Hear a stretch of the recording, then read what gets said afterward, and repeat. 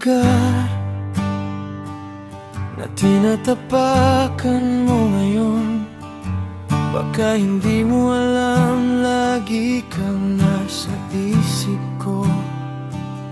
Ang bawat hangin na dumadaan sa bintana ko, parang yakap mo na nagbibigay ng init sa puso ko. Kahit tayo'y magkalayo, di mawawala ang pag-ibig ko.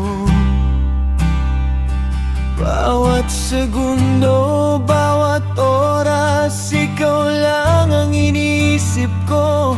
May layo man ang distansya, hindi ito hadlang.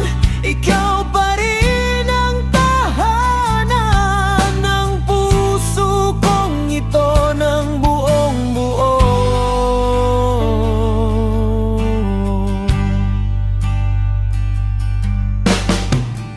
Ang mga litrato natin na nakadikit sa pader, bumabalik ng alaalang mga sandali nating magkasama. Ang tawag mong